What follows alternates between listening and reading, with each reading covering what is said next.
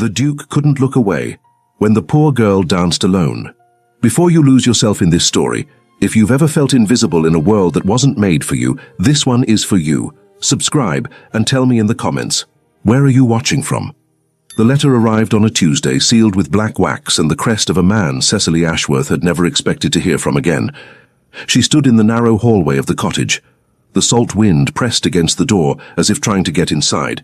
She read the letter twice, then a third time. The words did not change. They remained what they were.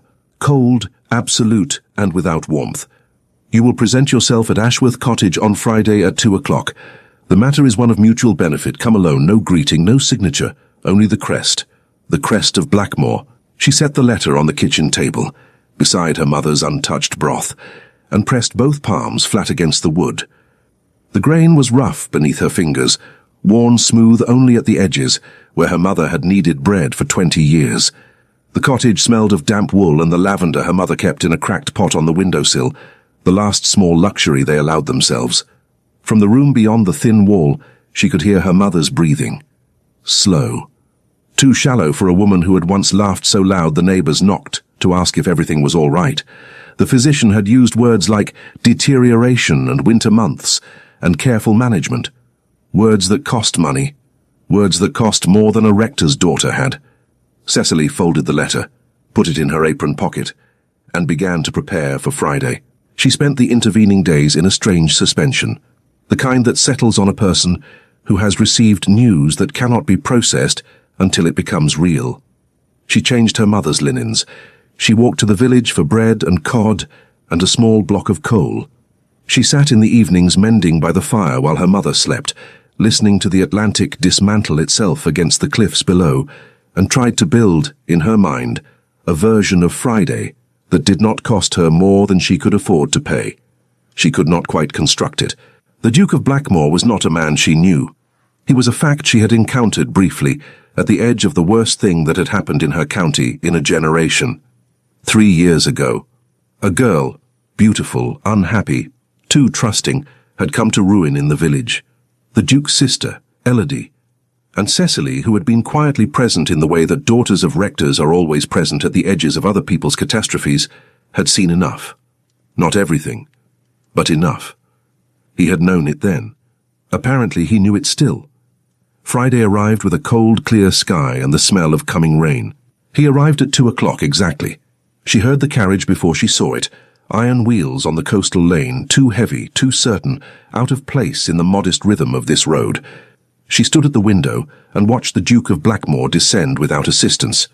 He straightened the cuffs of his coat with 2 brief, efficient movements. He did not look at the cottage the way visitors usually did, with that familiar mix of pity and discomfort. He looked at it the way a man looks at a problem he has already solved. Cecily opened the door before he knocked. For a moment they simply regarded one another across the threshold. She had seen him before, twice, 3 years ago, at the edges of the tragedy. He had been formidable then. He was more so now. Tall, lean, with mahogany hair and eyes the color of aged whiskey. The kind of man who carried authority the way other men carried a coat, as though he'd been born wearing it.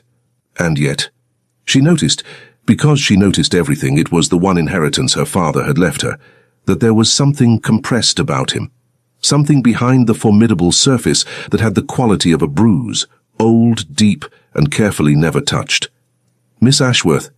His voice was exactly as she remembered, a baritone stripped of warmth, but not of power. Your Grace. She stepped back. Please come in. He entered, filling the low-ceilinged room in a way that had nothing to do with his height. His gaze moved once across the space, the worn furniture, the medical bottles on the shelf, the single candle burning because the window light was insufficient, the absence of anything not strictly necessary. Then it returned to her face without comment, but she had seen his jaw tighten just briefly. She did not offer tea. She sat. He remained standing. I will be direct. I would prefer it, she said. Something shifted in his expression. Not warmth, more like the recalibration of a man who had expected to be managing someone already frightened. My aunt, Lady Eugenia Devereux, requires a companion for the Brighton season. She is 71, sharp-minded, and has dismissed 4 companions in as many months. She requires composure, discretion, and the intelligence not to be patronizing about it. Cecily waited. I require, he continued, and here his voice dropped by a fraction, acquiring an edge that was almost private, someone who will ensure that certain matters, pertaining to events 3 years past in this county, remain exactly where they are. Buried. The fire in the grate settled. A log shifted. You think my presence in your aunt's household constitutes a risk, she said. I think your absence from a position of security constitutes a greater one. You are known to me, known to the events in question. Closer observation is preferable to the uncertainty of your independent circumstance. He was not wrong. That was the terrible thing. She had been making her own version of that calculation for 3 years. The difference was that hers had never resolved. His had, at her expense.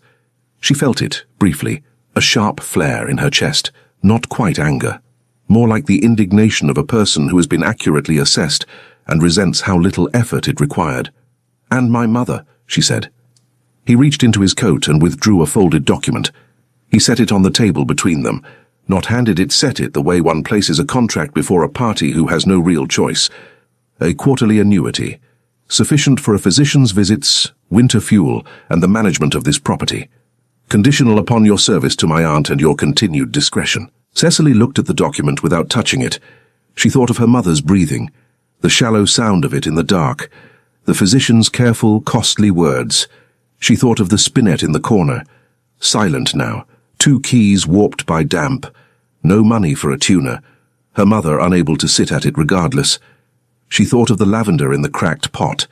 She picked up the document, read it, every clause, every condition.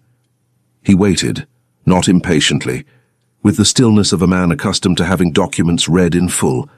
Then she looked up at him. For just 1 second she let him see that she was not afraid, that she understood exactly what this was, that she was choosing it, not because he had cornered her, but because the alternative was watching her mother diminish, while she held her principles like flowers in a closed fist. I will require Sundays, she said. His jaw tightened fractionally. Granted. And you will not use my mother's health as a lever in any future disagreement. A long pause. The fire crackled. Rain began against the window, soft and steady. Agreed. Furthermore, she said, I will serve your aunt honestly and well, not because of this contract, because that is the only way I know how to do anything. He looked at her for a moment that lasted longer than 2 seconds. That quality, he said, is exactly why you are here. She folded the document, placed it in her apron pocket. 2 pieces of paper that had in the space of a week rearranged her life. Then I will present myself in Brighton on Monday next, Your Grace. A single nod. He turned to leave. At the door, he paused without turning. You should know that my aunt is in fact delightful. The companions she dismissed were sycophants. She has no patience for performance. Neither do I, Cecily said. He left. She stood at the window and watched the carriage disappear, and did not allow herself to feel anything at all until the sound of the wheels was entirely gone. Then she went to sit with her mother, took her hand, and told her the lie that was also the truth, that everything was going to be all right. Her mother squeezed her fingers, too weak to ask questions, but her eyes, still sharp, still entirely her mother's, held Cecily's for a long moment, and said without words, I know what this costs you, don't think I don't know. Cecily smiled until she believed it herself. Then she began to pack. Brighton arrived like a painting Cecily had only ever seen described in books, white-fronted terraces, sea light, and the ceaseless roar of the Channel. The salt air hit her as she stepped from the hired coach, sharp and clean. It scrubbed away the cottage smell of damp stone and medicine. She stood for a moment on the pavement with her worn trunk at her feet and breathed it in. The sky was a broad, confident blue. The street moved with the self-assured energy of people who had arrived here by choice. She picked up the trunk, went inside. Lady Eugenia Devereux was nothing like what Cecily had expected. She sat in a high-backed chair by the window, with a book of botanical illustrations open on her lap, reading spectacles perched at the end of her nose.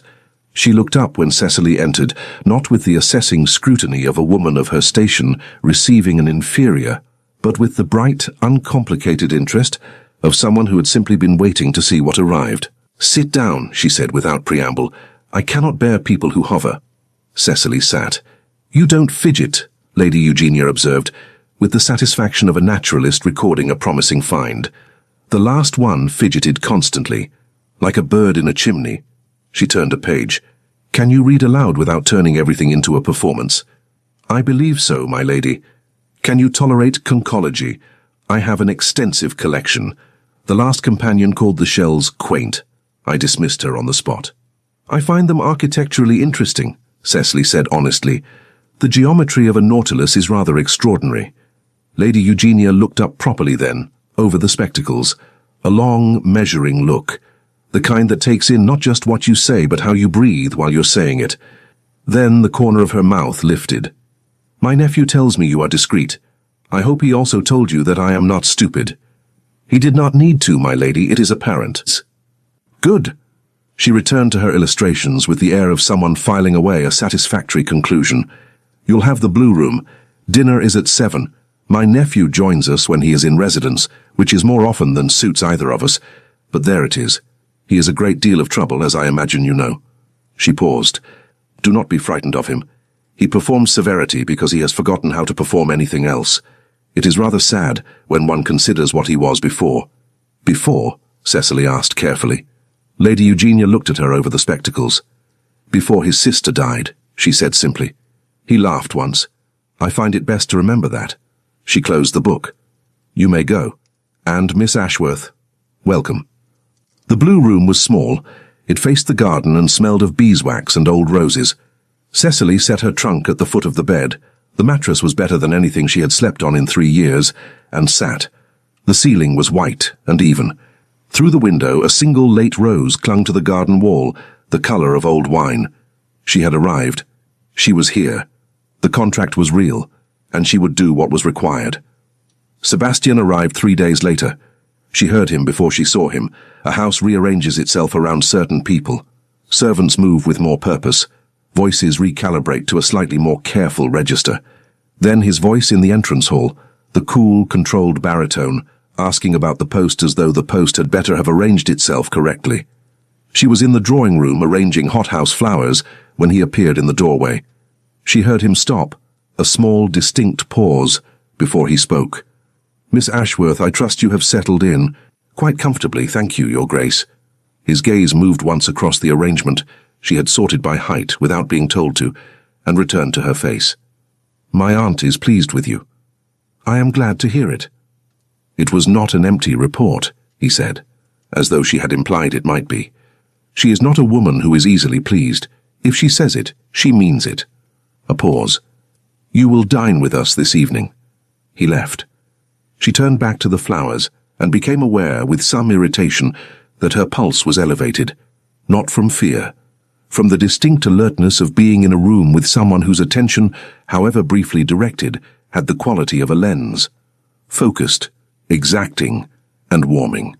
She trimmed a stem harder than necessary. Told herself it meant nothing. Dinner was the beginning of their education in one another. Lady Eugenia talked gloriously tangentially about naval history and Arctic terns and the deplorable state of modern embroidery, and Cecily listened and responded, and made the elderly lady laugh twice. The second time loudly enough that Sebastian set down his wineglass and looked across the table. Not with surprise exactly, with something she could not immediately name.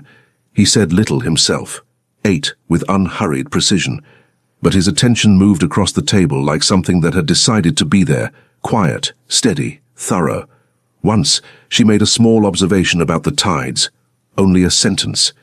He went entirely still for a fraction of a second, not visibly, but she caught it, the way you catch the change in a room's air before a door opens. She walked back to the blue room afterwards, with the feeling of having passed a test she had not known she was taking, and the uncomfortable awareness that she had found it interesting. The drawing room of Lady Eugenia's villa was a sunlit cage. Cecily had learned its dimensions well. A fortnight in Brighton. She had read Fordyce's sermons aloud with appropriate gravity, arranged shawls against draughts that Lady Eugenia then rearranged herself, poured tea with a steadiness that masked the constant low hum of awareness. Sebastian somewhere in the house.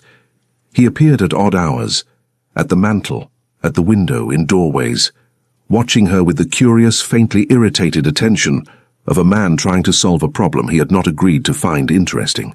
That afternoon, Lady Eugenia dispatched them on a walk along the Stein. It was not a suggestion. They walked in silence, a careful foot of space between them. The gulls screamed at the indifferent sky. The channel was grey-green and vast, and the wind off it carried salt and distance. "You are managing the role adequately," he said, not looking at her. "Adequacy is my aim, Your Grace. One does not wish to be remarkable." "Yet you are," he said, and the words escaped him, bypassing whatever gate he usually kept between thought and speech. He stopped, facing the water. His profile was clean and stern against the sky. "My aunt finds you refreshingly genuine. That is not a compliment she distributes freely." Cecily looked at him. The anguish was there, not on the surface where he would have managed it into nothing, but pressed into the slight tension at the corner of his mouth, into the way his eyes looked not at the sea, but through it, into some private and lightless room he had been occupying alone for years. "She is kindness itself," Cecily said softly. "It is not difficult to be grateful for genuine kindness." He turned. His gaze caught hers. "Is that what you are doing? Playing a part? Are we not both, Your Grace?" A long, salt-scoured silence. The world contracted to the space between them. The cool detachment in his expression flickered, just briefly, and underneath it she saw something hotter, more turbulent. Then the shutter came down again. "Yes," he said. The word was rough, abraded. "We are." They walked on. The tension between them had changed quality, no longer merely the wariness of two people bound by an uncomfortable contract, something more alive, more awake. As they passed a public garden where a regimental band packed their instruments, a loose sheet of music skittered across the path in the wind and came to rest against Cecily's shoe. She bent and picked it up. A simple country air, light and undemanding. The melody was already forming in her mind before she consciously read the notes. Without thinking, her fingers traced it in the air before her. A faint hum escaped her throat. She did not notice until he spoke. "You read music." His voice was close. He had stepped in to look at the sheet. She folded it quickly, tucked it into her reticule. "A little, it is of no consequence. My sister played," he said, and the words were torn from him rather than offered. He stiffened the instant they escaped. The shutters came down over his face with a speed that almost hurt to watch. But she had already seen what lay beneath them.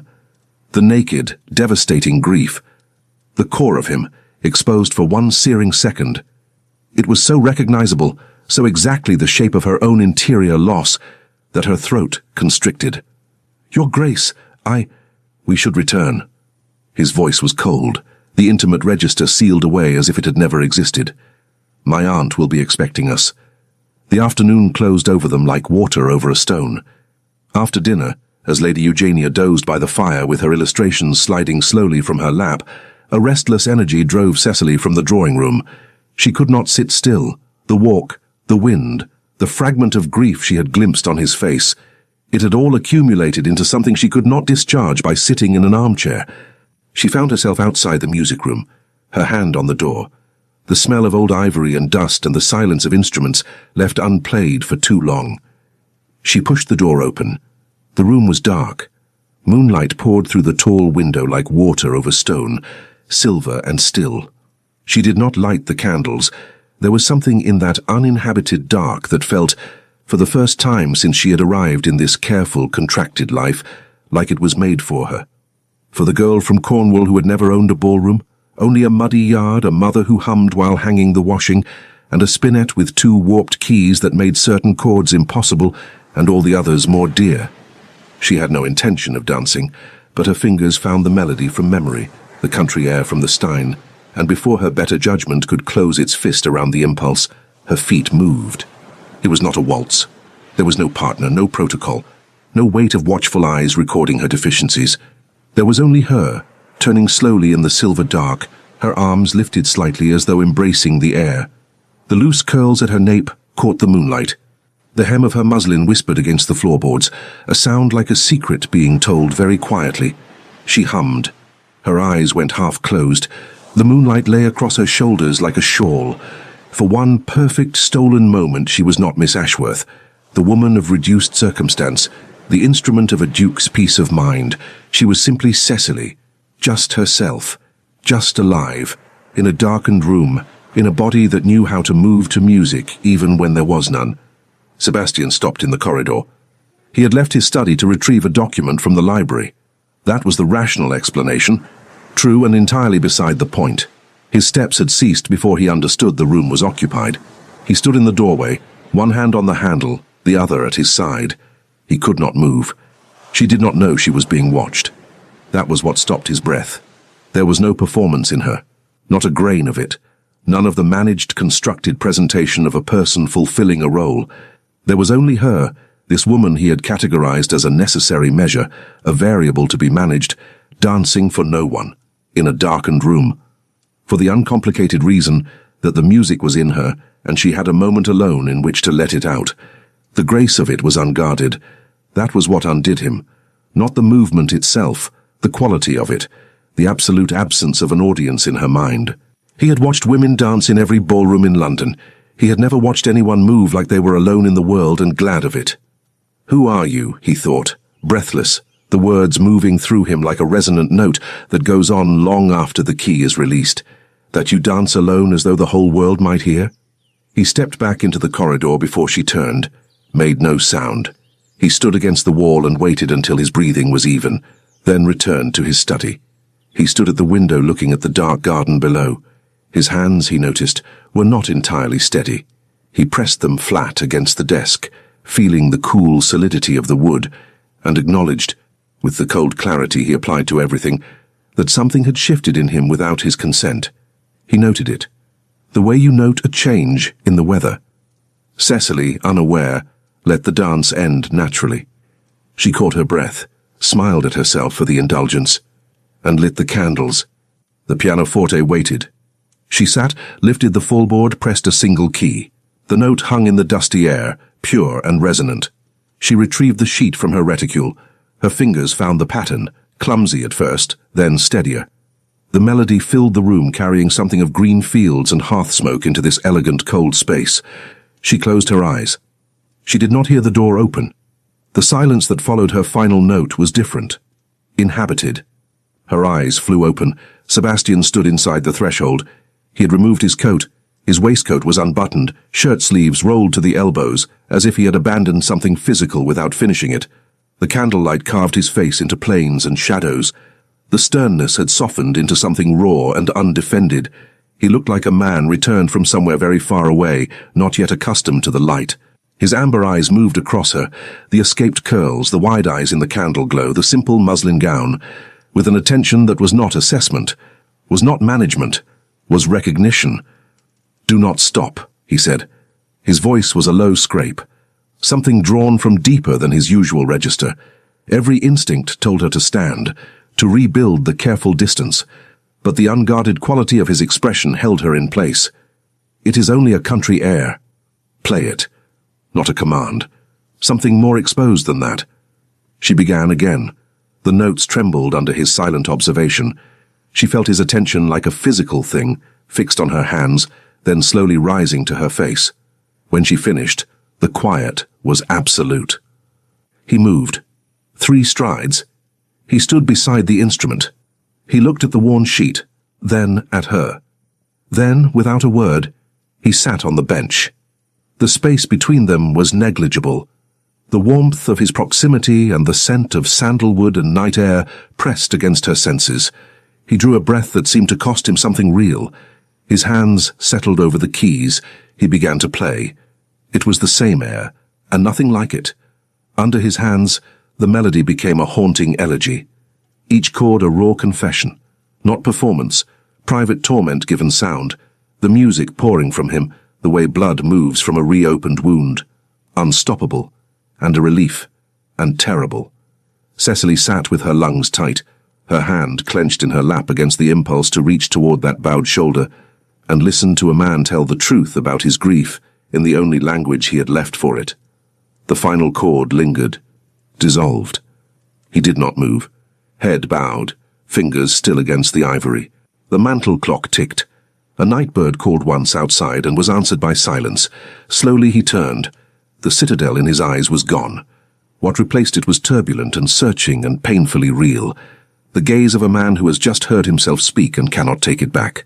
"You traced the air," he said, his voice scraped raw, "while you played, earlier today on the Stein." She flushed. "A foolish habit. Forgive me." "No." The word came out almost urgent. He took one step closer. Sandalwood and night air wrapped around the small space between them. It was without artifice. "Your playing," she said, courage rising like a tide, "was not adequate. It was a truth." A muscle moved in his jaw. "Truths are luxuries men like me cannot afford, Miss Ashworth." He said her name like he was testing its weight. "They destroy, as you well know." "Some silences are prisons, Your Grace," she whispered. Something ignited in his expression. Brief. Devastating. His gaze dropped to her mouth just for an instant before he stepped back. Stone by stone, the wall rebuilt itself. "Prisons of our own making are the only ones we deserve," he said. His voice was restored to its exacting register, though it rang hollow in the candlelit room. "You will accompany my aunt to the library tomorrow at 11. Good night, Miss Ashworth." He left. She stood among the guttering candles and pressed one hand to her sternum, where his music was still vibrating, and understood that she was in considerably more trouble than the contract had ever specified.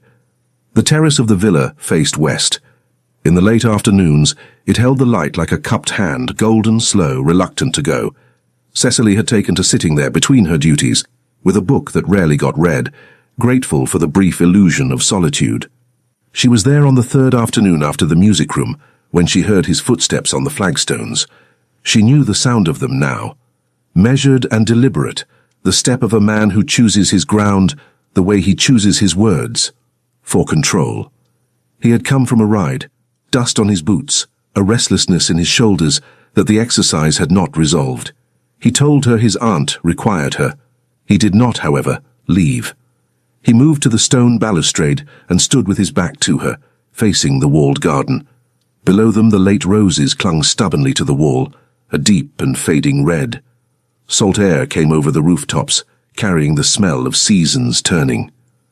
"Do you dance, Miss Ashworth?" he asked it without turning, the careful tone of a man who has been considering a question longer than he intends to reveal. "At harvest homes in Cornwall, or has your circumstance reserved music only for the pleasure of others?" She felt the weight of it, its specificity. He was not making conversation. "I have danced," she said, "though not as society defines it. There is little call for the quadrille in a fisherman's village." "A waltz requires only a clear floor," he said, "and a certain abandonment." He paused. The word hung strangely in his mouth. "My sister believed that music was a corpse without motion. She would dance at home, when she thought herself unobserved." He stopped. A tendon moved in his neck. "There is a singular liberty in movement meant for no audience, an act of complete privacy. Would you not agree?" Cecily's pulse was loud in her throat. He was speaking of Elodie, aloud, to her, and he was doing it looking at the roses, at the sky, anywhere but directly at her. The way people speak the truest things slightly sideways, because saying them head-on would make them too real to survive. "I would," she said softly. "To dance alone is to make a sanctuary of a moment, a place that belongs to no one else. It is an act of quiet courage." He turned then, fully, and looked at her, not as a variable, not as a problem to be managed, as a person who had just given language to something he had been trying to name for 3 years. "Precisely," he said. The word barely carried, but it arrived. From the drawing-room window came Lady Eugenia's voice, magnificent in its impatience. "Cecily, the Conus Gloria Maris awaits its provenance, and I am not getting younger." The moment cracked along its edges. Sebastian's expression shuttered. He straightened. "You are required." She moved to pass him. The dark wool of his sleeve brushed her muslin, barely, incidentally, the merest nearness of fabric against fabric. He had not moved to create it. It simply happened, in the small physics of two people on a narrow terrace. But she felt it the rest of the afternoon, in that exact spot on her arm like a small warm signature that did not fade. That evening, a sealed note arrived on her dressing table. The Blackmore crest in black wax. Inside, no letter. Only the worn sheet of music, the country air from the Stein. And in the margin, in a bold, slashing hand, nothing like his controlled correspondence. For the brave. She held it for a long time. Then she folded it with care and placed it inside the cover of her book, like something pressed to be kept. Evidence of a man who communicated in music and margins, because direct speech had become for him too costly. She lay in the dark of the blue room and listened to the sea. She did not pretend to herself that what was growing in her chest was manageable. She only hoped it was wise enough to wait. Lord Crispin Carrington arrived on a Wednesday, uninvited, trailing bergamot and calculation. Cecily had been cataloguing the shells with Lady Eugenia, the Murex ramosus with its violent spines, the pearlescent haliotis that caught the light like the inside of a secret, when the butler announced him. She registered Sebastian's posture change before she registered the name. Every line of him went to stone. Carrington was handsome, in the manner of things maintained past their natural season. The bloom still present, but applied now by effort rather than nature. His smile arrived before his eyes caught up with it.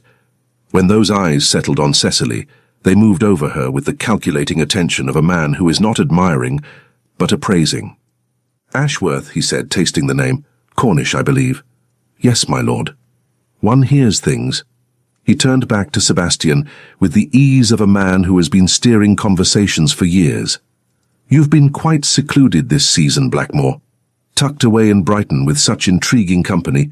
It reminds me of simpler days, before certain tragedies altered the complexion of things." The warmth drained from the room like water from a tilted vessel. Lady Eugenia's mouth compressed. Sebastian's voice, when it came, was not raised. It did not need to be. "Some memories are better left undisturbed, Carrington." "Are they?" He lifted the Murex ramosus, examining its spines with elaborate interest. "I find the past has a way of resurfacing, like shells upon a shore.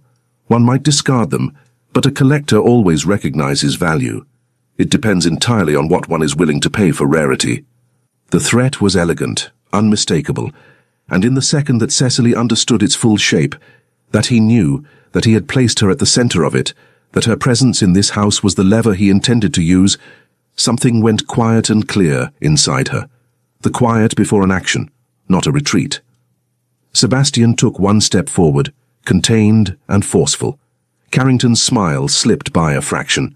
"State your business," Sebastian said. "A temporary embarrassment, a debt of honor, the sort of thing a man of your standing could resolve without inconvenience, alone. In return, my discretion remains absolute, and my recollections remain private." Cecily set down the Cypraea tigris. She stood. "My lord?" Her voice was clear and even. The Cornish lilt, which she had spent months smoothing away, she let through just enough. "You have made your calculation. I wonder if you have made it correctly." She met his eyes, pale, sharp, unaccustomed to being held directly by a woman in muslin with calloused hands. "A woman of my circumstance has very little to lose. The mathematics of reputation are rather different when one's name carries no ballast. You would use me as a stone to throw, but stones, my lord, can also be thrown back." The room held its breath.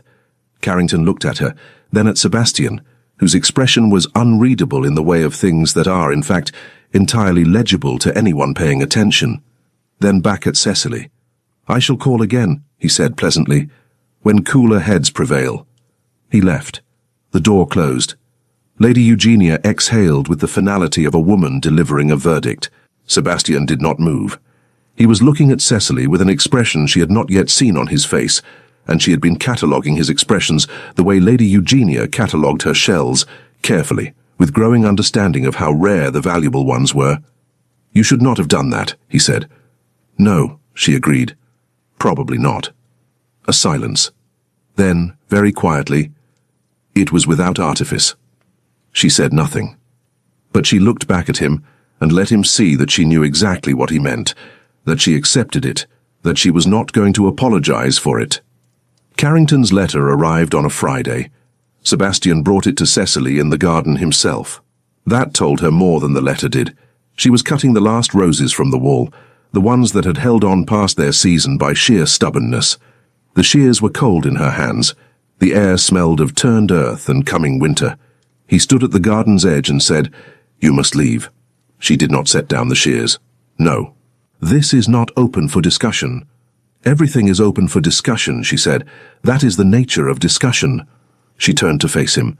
He looked like a man who had spent a sleepless night arriving at a decision he had mistaken for resolution. You made a contract. I am releasing you from it. The annuity... I am not talking about the annuity. She pulled off one glove and held it in her hand. I am talking about the fact that every time something becomes difficult, your solution is to remove whoever is standing nearest to you. You did it with Elodie. Not the same way, not with the same intent, but the mechanism is the same. Push away. Manage from a distance. Preserve the surface. The muscle in his jaw moved. You will not speak of Elodie.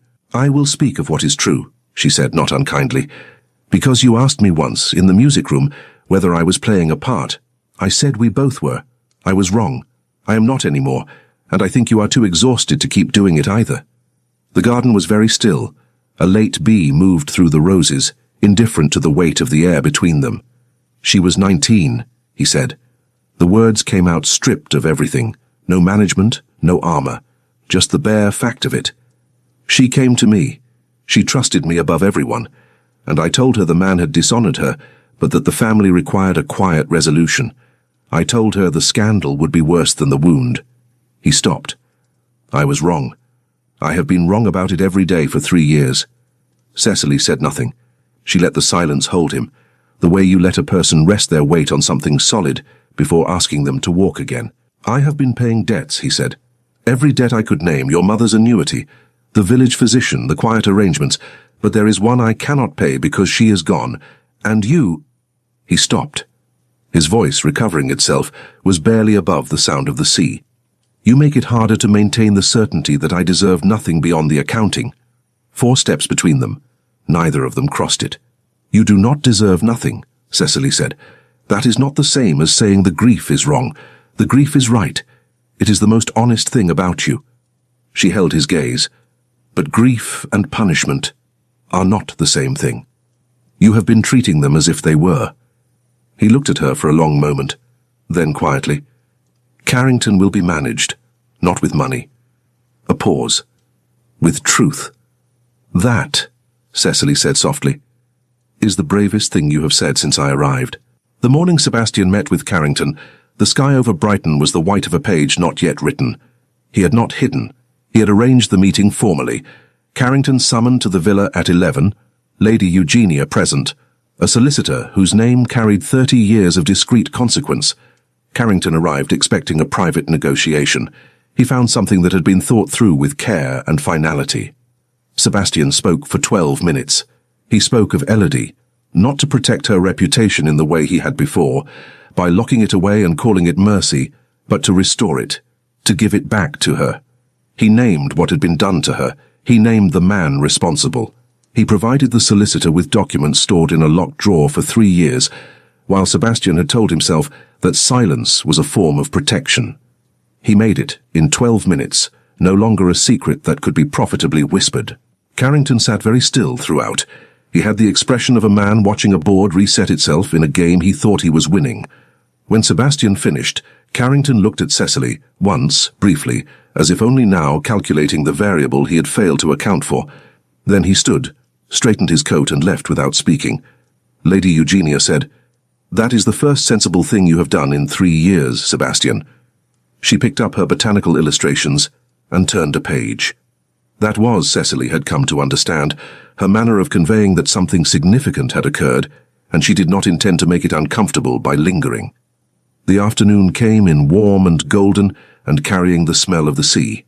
Cecily was in the garden, not working, simply sitting on the low stone bench with the last roses around her and the sound of the waves on the other side of the wall, steady and unhurried.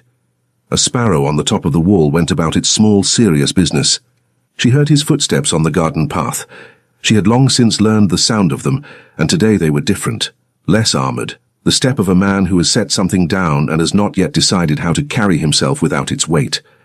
He sat beside her on the bench, not a calculated distance away. Simply beside her, the way people sit when they have stopped performing caution. "I owe you an apology," he said. "You owe me several." Something moved in his expression, not quite a smile. Near enough. "I intend to address them in order. I am, as you may have noticed, methodical." "I had noticed," she said. I had also noticed that your methods occasionally require revision. This time, it reached his eyes. She had not seen it there before. This quality of light, this distinct warmth. The landscape of his face with it was so entirely, unexpectedly itself, that she had to look away for a moment to recover. "I saw you," he said after a pause, "that first night in the music room before you lit the candles." Her breath caught. "You were dancing." He was looking at the roses as he said it, the truth spoken at a slight angle, because facing it directly would make it too real to survive. "You did not know I was there. I should have withdrawn. I did not. I stood in the doorway and watched, and I have not been able to explain to myself why, except that I have never seen anyone so entirely themselves. No performance in it, no weight of what was expected, just movement and music, and someone who was, in that moment, completely free." Cecily looked at her hands in her lap. The warmth moved through her chest, slow and deep. "Say it frightened me," he said, "that such a thing still existed, that a person could be that and here in all of this without being destroyed by it." He stopped. His voice, when he recovered it, was careful and honest. "That I wanted to be near it, near you. Not because of the contract, not because of Carrington or Elodie, or the machinery I had built, simply because you are yourself, and I had forgotten that a person could be that." The garden held the afternoon. The sparrow regarded them briefly, then departed on its own business. "I am not a solution," she said, "not a withdrawal, an honesty. I cannot repair grief or 3 years of solitude, or what remains with you about your sister." "No," he agreed. The word was quiet and without defense. "You are considerably more inconvenient than that." She looked at him then, and he was looking back. Nothing managed between them, nothing performed. Only the warm autumn air, the smell of the roses, and the sound of the sea going on as it always had. His hand rested on the bench between them. Open, not reaching, not demanding, simply present, an offering placed quietly, to be accepted or left without condition. She looked at it, at the capable hand that had played a lament in a candle-lit room and told her more than all his words combined. Then she placed her hand over his. The garden went on around them, the roses and the wall and the sparrow returned to its stone, and the sea beyond going on and on. Neither of them spoke. There was nothing left for words to do better than this. The warmth of his hand under hers, the afternoon light, and the slow, steadying certainty of having arrived somewhere real. Inside, Lady Eugenia turned a page without looking up and said, to the botanical illustration of a particularly fine passiflora, with quiet and complete satisfaction, "Finally. If this story moved you, if you have ever waited in a darkened room for someone to finally truly see you, leave a comment below and tell me where in the world you are watching from. Every voice matters. And if you are new here, subscribe. There are many more stories like this one waiting for you."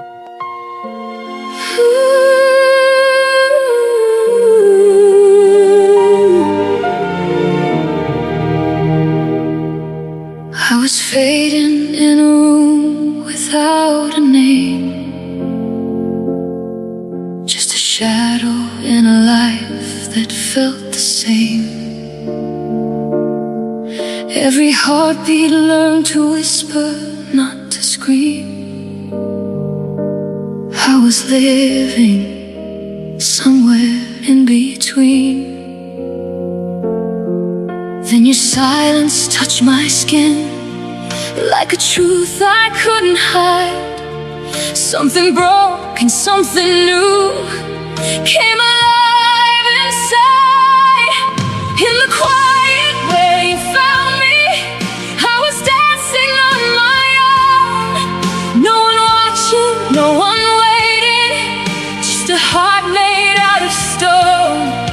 But your eyes saw through the darkness, every piece I tried to hide. Now I'm breathing, now I'm breaking, now I'm finally alive.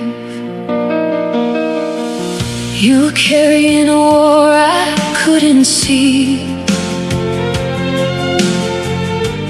all the ghosts that never set you free. Every step you took was carefully controlled. but I felt the cracks beneath your soul. And the music in the dark spoke the words we couldn't say.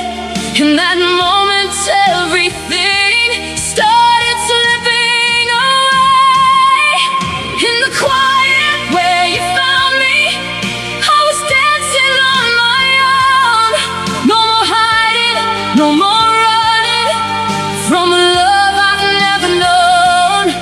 And your hands, they held the silence like a promise in the night.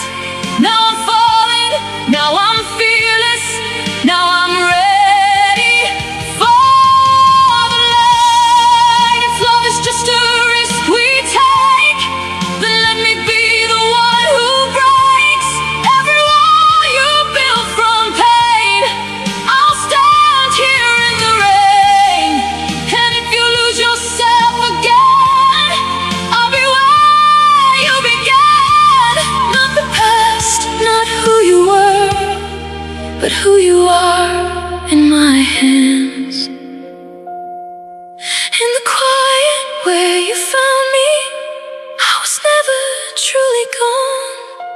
You just reached into the silence and showed me